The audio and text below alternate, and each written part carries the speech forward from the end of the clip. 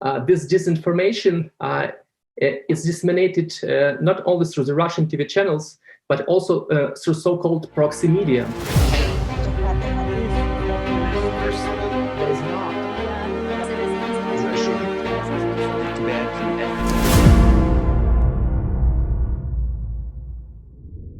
Dear friends, welcome to another edition of Forum 2000 Online Chat.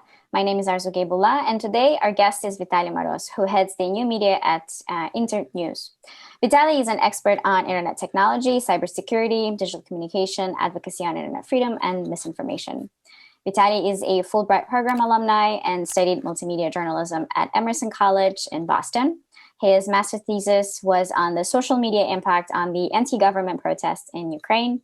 He also has BA and MA in political science from Kyiv Mohila Academy. In November 2017, he was listed by Visegrad Fund, Financial Times, Google, and ProPublica in New Europe 100, Eastern Europe's emerging technology stars representing Ukraine. Vitaliy, welcome to this edition of Forum 2000 Online Chat. Thank you for inviting me. Vitaliy, let's start from the latest flare-up between Moscow and Kyiv. Russia's security services on Saturday accused a Ukrainian diplomat of trying to access classified local law enforcement database in St. Petersburg, prompting authorities to expel the envoy. Ukraine dismissed the claims, and in retaliation, a senior diplomat from Russia's embassy in Kyiv has been given 72 hours from Monday to leave the country. And today, the diplomatic advisors from Russia, Ukraine, France, and Germany meet in fresh four-way talks, which was something that was proposed by Ukraine's President Zelensky. The stakes are clearly high. Can you please share with us the most recent developments? What's going on? What are these talks? What's going on between Moscow and Kyiv? In fact, between Kyiv and Moscow, we don't have much relations, but we have the war in Ukraine. And it's definitely, when we hear any accusations from Moscow, we should clearly understand that this is a part of their disinformation campaign targeted democracies, not only Ukraine, but Western world. But also we should clearly understand that Russia is shifting internal agenda into external. Russia today faces many challenges, and we have a Navalny case. He's in prison, and he's in critical condition, and we know that he announced that the only way to save his life for Russians to go to the streets. And this is a very important developments within internal Russian politics. Russian government used to change this, shifts agenda and tries to launch debates on their TV regarding the threat from Ukraine, as they call. That's why Russian TV viewers can watch a lot of TV programs devoted to Ukraine, even though Ukraine doesn't have a huge impact on the life of ordinary Russians. But the conflict in eastern Ukraine, the war in Donbass, it might be intensified. And there is a lot of rhetorics and a lot of the game of muscles from Russia, because they want to threat with invasion. And even in Ukraine, there are a lot of TV programs where the discussions, will Russia will start a new offensive or not? But we should clearly understand that all these developments should be seen in the broader context. What is the goal of Kremlin? What is the popularity of authoritarian regime? What challenges they face, and how they try to solve their own problems by means of external aggression. And this aggression happens in physical space. In Ukraine, we have Ukrainian soldiers wounded and killed almost every day. But it also happening in informational space with a lot of manipulations and disinformation governed and run from Kremlin. So it's important to keep in mind the broader picture as we discuss the recent developments. Thank you so much for making that point. One thing that you mentioned in your answer is this misinformation war, basically, and I wanted to talk to you about it because on Sunday there was this excellent debunking that was done by the BBC. And they were referring to Russia's Vesti Nedelya program. It was a report about alleged military buildup of NATO military hardware in Ukraine, showing an American plane landing in Ukraine, then American tanks being delivered to Ukraine, among other false claims made by the presenter, Dmitry Kiselyov, who is the host of the show. This is just the most recent example. So can you please tell us where we are? Like you mentioned a little bit about the misinformation, but where do we see, if any, how Ukrainians are building up more awareness on misinformation, whether technology is playing a role, and what are the trends?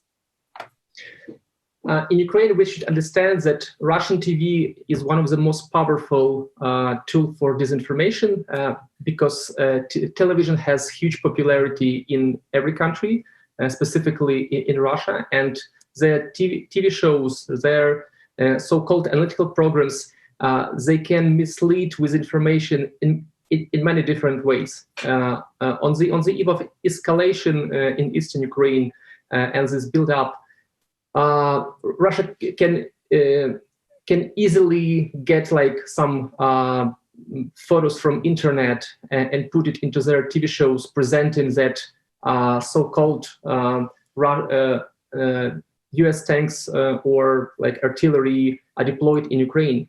And it's hard to fact check this information for TV viewers because TV viewers hardly ever immediately go online and start fact checking information they see on TV. The popularity of Russian TV channels helps the anchors to promote disinformation, and definitely the messages goes to both external and internal audiences. For internal audience, for Russians, this messages means please be aware that we will protect you. The government will protect you. You shouldn't do anything. We have army and US and Western democracies are our enemies. So we want to protect you from the Western enemies. For international audience, the message is clear, is that we doubt your supremacy. We want to doubt the democracy as itself. And what we can do is just to manipulate with agenda, because in today's world, you can show like the growth of GDP, the growth of standards of living, and you can provide it better health protection or security for their own citizens. But it's much more easy to have narratives regarding this big power game, the war between big powers. So it means that the citizens became just not actors; they remain spectators of this show. But what is important is that this disinformation is disseminated not only through the Russian TV channels, but also through so-called proxy media. In Ukraine, we have many TV channels which is owned by Russian allies, Ukrainians who even have political parties in the parliament who promotes Russian narratives, and they work openly. And in Ukraine, we have many questions what we should do with it, because on the one hand, any media, even proxy media, are protected by Ukrainian law, by freedom of speech. On the other hand, their sources of funding is doubtful, and Ukrainian governments introduced some sanctions against a list of Russian of people who are linked to Russian government.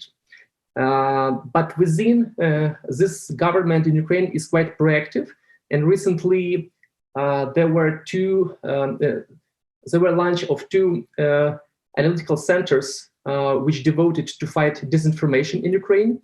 Some of Ukrainians are skeptical because government probably not the best player to fight against false narratives, but still the centers may consolidate the efforts, not only civil society and government, but also private sector.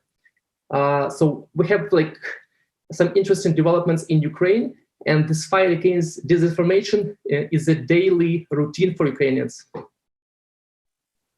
It's incredible, as if, there isn't enough to deal with, having this issue of misinformation as a daily issue, basically, to tackle. It sounds quite interesting. But also, I wonder if the new centers that you mentioned are also an attempt to show that the government is also trying to fight misinformation, that they are not sort of letting it go or leaving it to the civil society. I wonder what was their thinking behind this initiative. In Ukraine, with the new government, we have more proactive people who understand the damage from disinformation.